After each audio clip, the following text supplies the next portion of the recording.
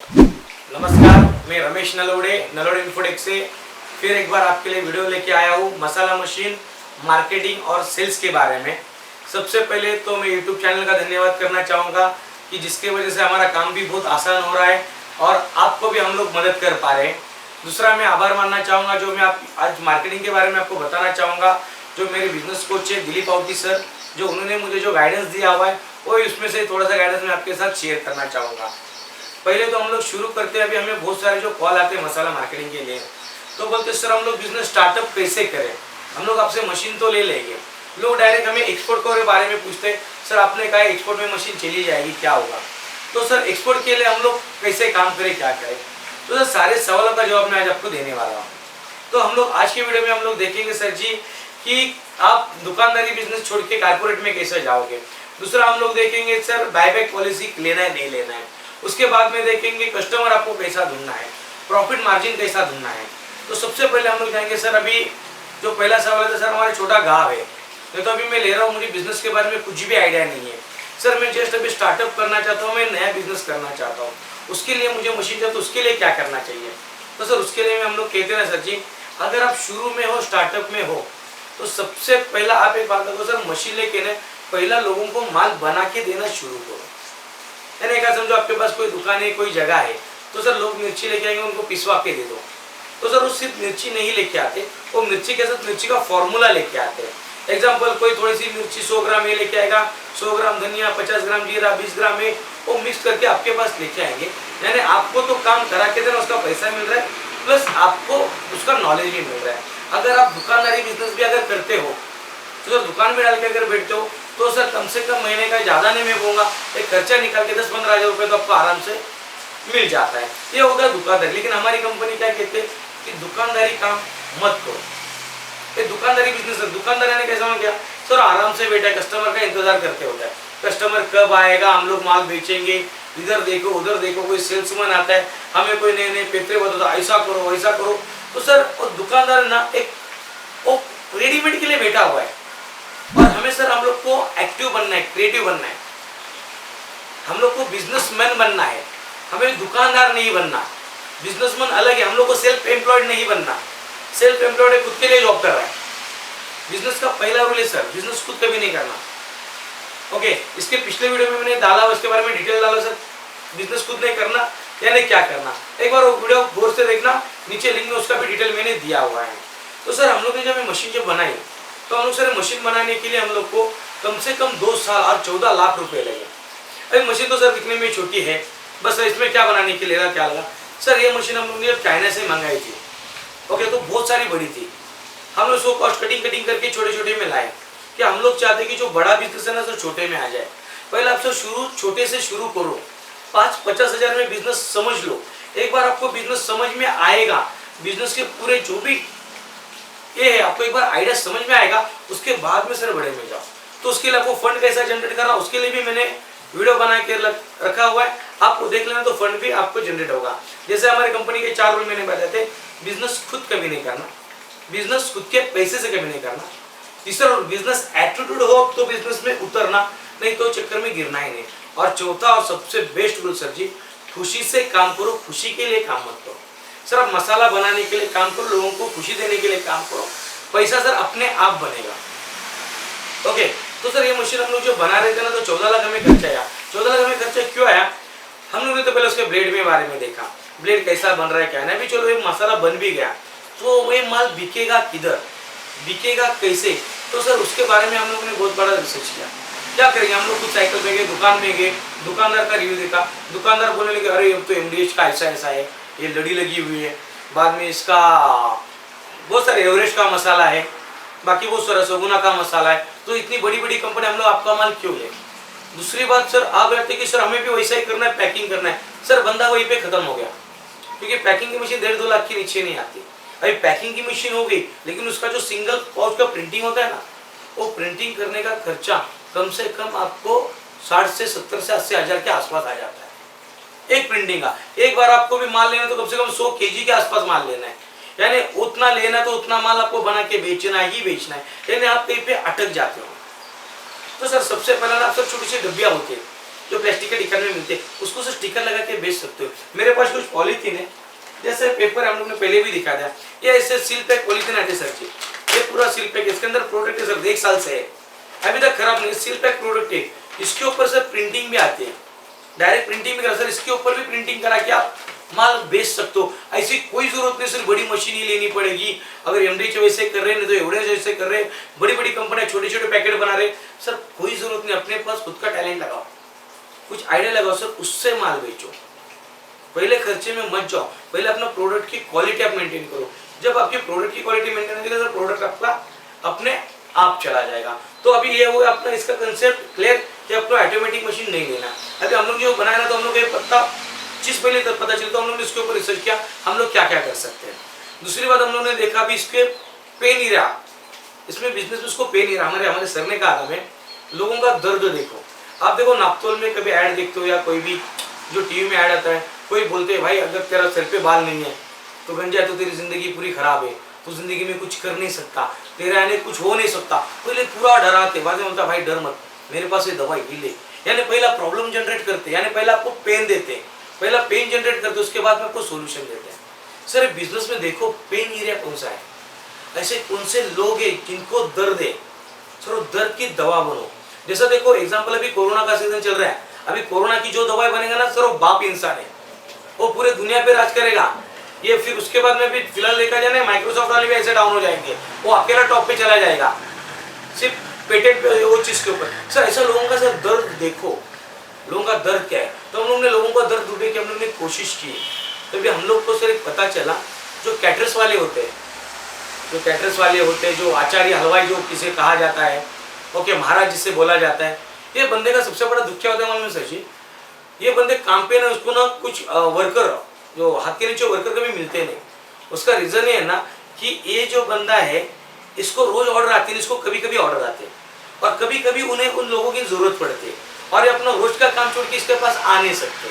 तो इसको बंदे को मैन पावर की बहुत बड़ी दिक्कत होती है। उसको अगर कोई ऑर्डर मिलता है ना, उसको 5-6 दिन पहले मैन पावर जमा करना पड़ता है, फिर वो बंदे को उनको लेके जाना, फिर उनसे काम करवा के लेना, उसमें वो भी ज़्यादा काम उसमें लेडीज़ लोग लगते हैं।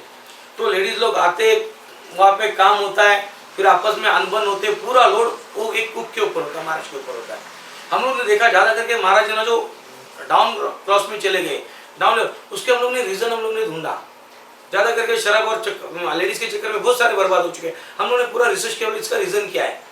तो हम लोग ने बोला नहीं बाबा, इसको साथ में ना रोज 10 लेडीज़ लोग को लेके जाना पड़ता है, उनको सहना पड़ता है, यानी गलत मत लीजिएगा, सहना पड़ता है, उनको सब संभालना करता है, हैंडल को, और लेडीज़ लोग को लेके जाना पड़ता है।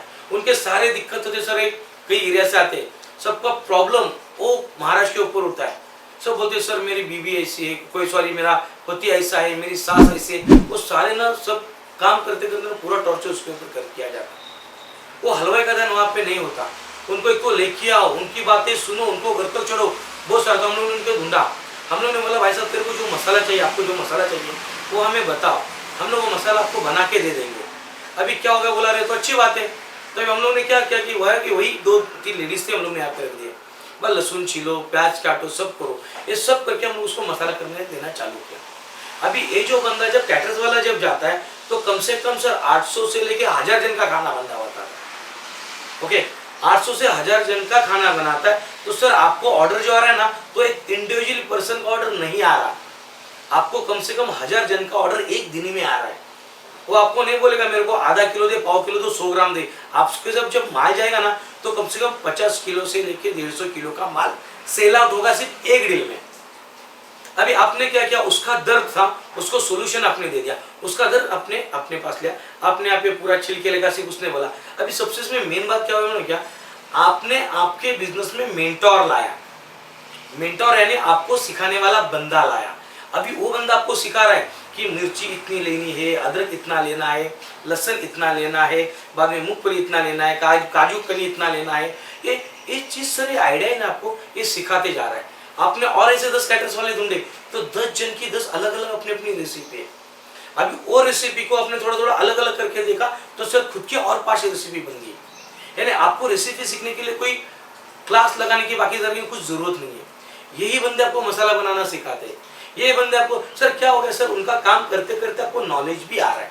यानी शुरू में अभी आप लेबर वर्क कर रहे, लेकिन लेबर वर्क करते करते अभी आप स्किल्ड होते जा रहे हो, यानी अपने काम करना चालू किया। पहले एक काम करने के लिए आपको 5 मिनट लगता था, अभी स्किल बनते गए, वही काम अभी आप 1 मिनट में करने लोगे। अभी आपको उसमें पूरा प्रॉब्लम आता है। जो महाराज है, जो कैटरस वाला है, जो उसकी जो हलवाई है, उसका सारे प्रॉब्लम आपको समझ में आ गए। ये बिजनेस में क्या क्या प्रॉब्लम आते हैं, मार्केट वैल्यू क्या क्या नहीं। सर पहला 6 महीने में इसके साथ अगर करते हो ना, तो सर पहला गीला मसाले में काम करो, पहले उसमें से कमाना शुरू करो। एक ऑर्डर के पीछे कम से कम खर्चा निकाल के आपको 2 से 3 हजार रुपये आपको मिलता ही मिलता है। खर्चा निकाल के, जो लेबर है उनका खर्चा निकालो, बिजली का खर्चा निकालो, आने जाने का भाड़ा निकालो, सब निकालो। ये शुरू में आपको इतना प्रॉफिट मार्जिन है। अभी आप खुद बाजार में जाके माल लेके आ रहे हो, अगर आपका डेली का ऑर्डर समझो 200 किलो, 300 किलो, 400 किलो का, बंदा आपके घर पे माल डाल के चला जाएगा, वो भी आपके रेट पे। लेकिन ये बात की बात है जब आपका जब बिजनेस का फ्लो हो जाएगा तभी। तो सर पहले ऐसे बाप लोग को पकड़ो जो अपने को नॉलेज है, अपने को आगे लेके जाए। हमें क्या करना, देखो हमने उसको मदद की तो इनडायरेक्टली अपने को मदद हो गई। एग्जाम्पल देखो, हम लोग आपको कंसल्टेंसी करते इसलिए हमारी मशीन जाती, हम लोग मशीन नहीं बेचते, हम लोग आपको मदद करते इसलिए ऊपर वाला सर हमें मदद करता है।